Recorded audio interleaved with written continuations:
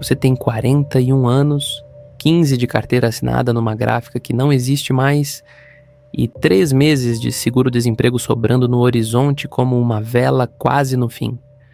A mesa da sua casa ainda tem as contas do mês espalhadas. Você parou de contar depois dos R$ 8.200 em dívida. Parar de contar era mais fácil do que admitir. A tesouraria da Igreja Graça Eterna não paga nada. Você sabe disso. Mas quando o pastor Renato te estendeu a mão 3 semanas depois da demissão e disse que precisava de alguém honesto, alguém de verdade, você sentiu alguma coisa que o seguro-desemprego não conseguia comprar. Dignidade tem um peso que não aparece em extrato bancário. É uma quarta-feira à noite.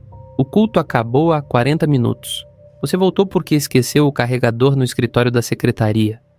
Uma coisa pequena, idiota, daquelas que mudam tudo. O corredor está escuro, mas a porta do gabinete pastoral está entreaberta.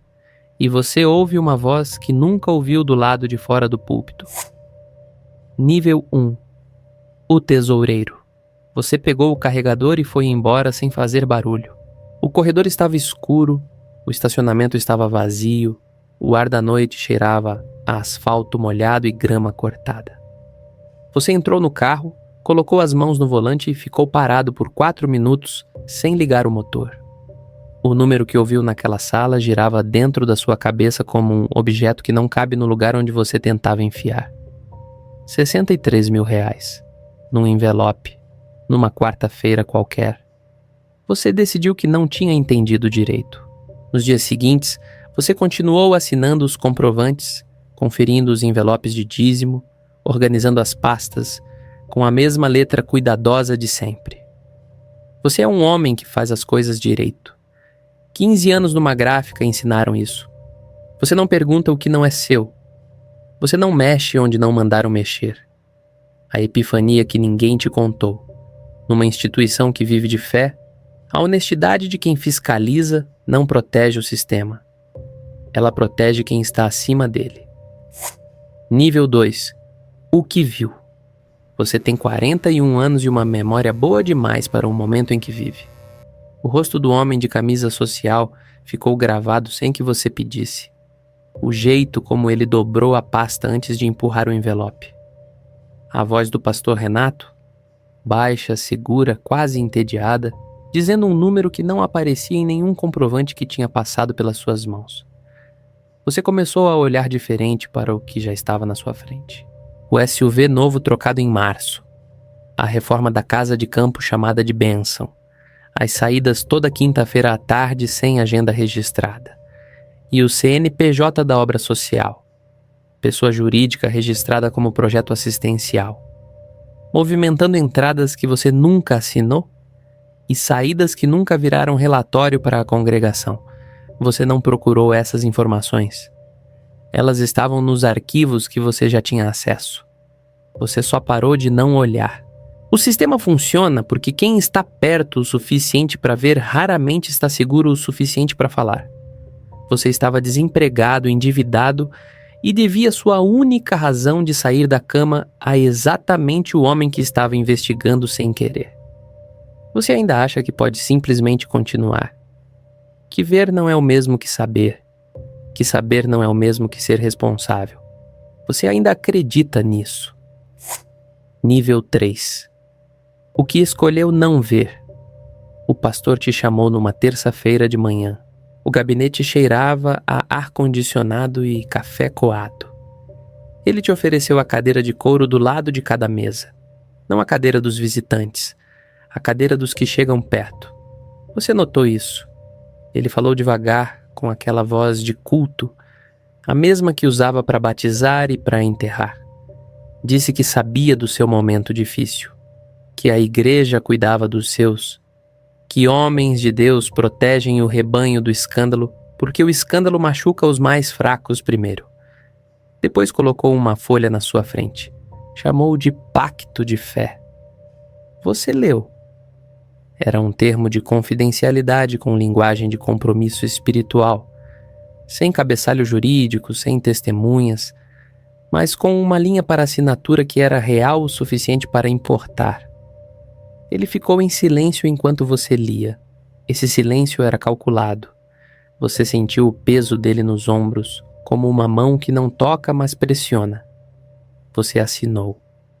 A autoridade espiritual não precisa ameaçar, porque já transformou o silêncio em virtude. Quando você assina um pacto de fé, não está protegendo a igreja, está transferindo o risco dela para o seu nome. Você sabia o que estava assinando. Escolheu acreditar que era diferente. Que você era diferente. Naquele momento você deixou de ser testemunha. Se você chegou até aqui, é porque esse vídeo está fazendo sentido para você. Então já deixa aquele like para fortalecer.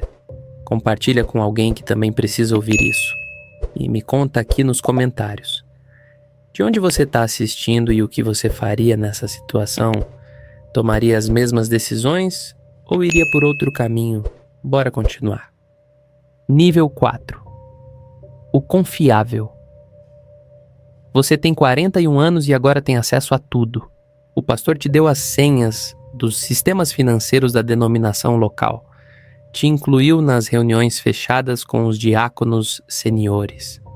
Te apresentou ao homem de camisa social. Chamou de parceiro de missões. Apontou para a foto emoldurada na parede como se você nunca tivesse visto aquele rosto antes.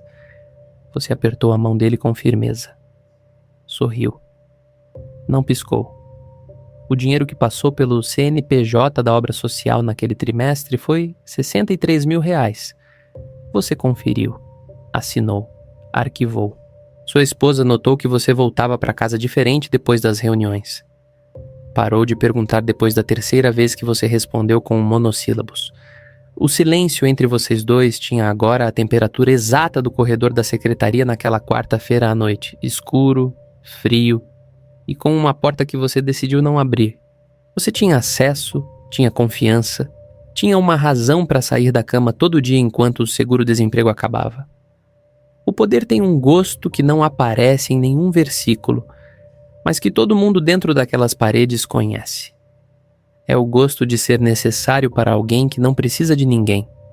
Só que antes de assinar qualquer coisa naquela semana, você fotografou os extratos. Todos eles. Você não sabe ainda por que fez isso. Vai saber depois. Nível 5. A paranoia. Você passou a dormir mal em março. Não era insônia. Era outra coisa. Você acordava às 3 da manhã com o número 63 mil girando atrás dos olhos como um néon que não apaga. Ficava deitado ouvindo a respiração da sua esposa e calculando coisas que não tinha pedido para saber. Quantos dízimos? Quantos meses? Quantas transferências por fé? Aquelas movimentações sem nota, sem recibo, sem rastro contábil, tinham passado pelas suas mãos com sua assinatura embaixo. O amigo que te indicou para a tesouraria sumiu da sua vida sem avisar.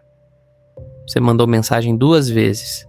Ele respondeu com uma figurinha na primeira, não respondeu na segunda. Você entendeu sem precisar perguntar. Numa reunião com os diáconos seniores, o pastor Renato usou uma frase sua fora de contexto para encerrar uma discussão sobre prestação de contas. Citou seu nome. Disse que até o irmão responsável pela tesouraria confirmava que os processos estavam corretos. Você estava sentado a 2 metros dele quando disse isso, não te olhou uma vez. Quando um sistema te usa como testemunha de si mesmo, você deixa de ser pessoa e vira função. E função não tem direito à dúvida. Você foi ao banheiro depois da reunião, abriu a torneira, colocou as mãos debaixo da água fria e ficou assim por um tempo que não soube medir. No espelho, um homem de 41 anos que passou 15 na gráfica fazendo as coisas direito olhava de volta para você com uma expressão que você não reconheceu. Nível 6. O preço do silêncio. Foi numa segunda-feira que você entendeu que era descartável. O pastor te ligou às 18 horas e 45 minutos. Você olhou o relógio porque alguma coisa no tom da voz te fez querer registrar o momento. Disse que o conselho ministerial tinha decidido reestruturar a tesouraria, que você tinha sido fundamental, que a igreja agradecia o serviço, que às vezes Deus move as peças para um propósito maior. Você foi desligado da tesouraria numa ligação de 4 minutos. 3 dias depois, seu nome vazou para sua congregação. Não como denunciante, como problema. A esposa de um diácono te parou na rua numa quinta-feira de manhã com aquele sorriso fechado que as pessoas usam quando querem machucar com educação. Disse que estava orando por você, que era triste ver um irmão na fé se perder assim. Você agradeceu e continuou andando porque suas pernas ainda funcionavam mesmo quando os restos não. O sistema que te protegeu enquanto você era útil estava usando o mesmo mecanismo para te isolar agora que você virou risco. A blindagem institucional não tem lado, ela protege a estrutura, não as pessoas dentro dela. Você era a estrutura enquanto calava. Virou ameaça quando eles perceberam que você sabia demais para ser apenas dispensado. Você ainda tinha os extratos fotografados no celular. Nível 7. O mundo continua. Você levou os extratos para o Ministério Público numa quinta-feira de manhã. O atendente era jovem, usava óculos de armação fina e anotava tudo num bloco sem te olhar nos olhos. Você colocou o celular na mesa com as fotos abertas e explicou com cuidado, com ordem, com a mesma letra cuidadosa de quem passou 15 anos organizando pastas numa gráfica. Você tinha prova. Você tinha datas. Você tinha o nome do homem de camisa social e a foto emoldurada na parede do gabinete pastoral como confirmação de que ele não era parceiro de missões. Era a origem do dinheiro. O atendente disse que ia encaminhar, que o prazo era de 30 dias úteis, que você seria contactado. Ninguém te contactou em 30 dias. O pastor foi investigado 48 dias depois. O processo abriu. O Conselho Ministerial emitiu uma nota chamando tudo de perseguição espiritual. A denominação aplicou a restauração pastoral. O pastor Renato foi transferido para uma cidade a 320 quilômetros. Continua pregando todo domingo às 18 horas. Seu filho mais velho ouviu na escola que o pai era mentiroso. Você perdeu a tesouraria, perdeu a comunidade, perdeu o único lugar que te recebeu com dignidade depois da demissão. Ficou com a consciência limpa, a conta no limite, e uma pergunta que não sai desde aquela quarta-feira à noite. Se você tivesse ficado quieto, o que exatamente você teria perdido? O mundo não parou para responder. Nunca para. 3 meses depois, você viu pelo grupo de WhatsApp da congregação uma foto. Um homem mais jovem que você. Talvez 34 anos, sorriso aberto, gravata nova. A legenda dizia que a igreja estava feliz em anunciar o novo responsável pela tesouraria voluntária.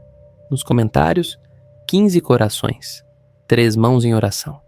Alguém escreveu que Deus sempre provê pessoas certas na hora certa. Você ficou olhando para a foto por tempo suficiente para reconhecer a expressão dele. Era a mesma que você tinha 3 meses antes da quarta-feira do carregador. A expressão de quem encontrou um lugar para pertencer quando mais precisava. De quem ainda acredita que honestidade é proteção. Você fechou o aplicativo. Não mandou mensagem. Não comentou. Não ligou para avisar. Porque você sabe agora o que ninguém te avisou. Sistemas como esse não dependem de pessoas más. Dependem de pessoas boas que precisam demais de uma razão para continuar de pé. E essa matéria-prima nunca vai faltar. A porta do gabinete continua entreaberta. Sempre tem alguém no corredor escuro. Obrigado por ter chegado até aqui. A maioria das pessoas não chega até o fim. Você chegou. Isso diz alguma coisa sobre quem você é. Alguém que não foge quando a história fica desconfortável, que aguenta olhar para as coisas como elas realmente são, sem filtro e sem resposta fácil no final. Tem muito mais aqui esperando por você. Histórias como essa, de pessoas comuns, escolhas reais, sistemas que ninguém explica, mas todo mundo já sentiu na pele. Cada vídeo é uma porta entreaberta para um mundo que existe paralelo ao que você vê todo dia. Se você quer continuar entrando por essas portas, se inscreve agora. Ativa o sino, porque o próximo vídeo não vai te avisar 2 vezes. E quem chega atrasado sempre perde o momento exato em que tudo muda. Você já sabe como é isso. Até o próximo vídeo, nos vemos lá. Tchau!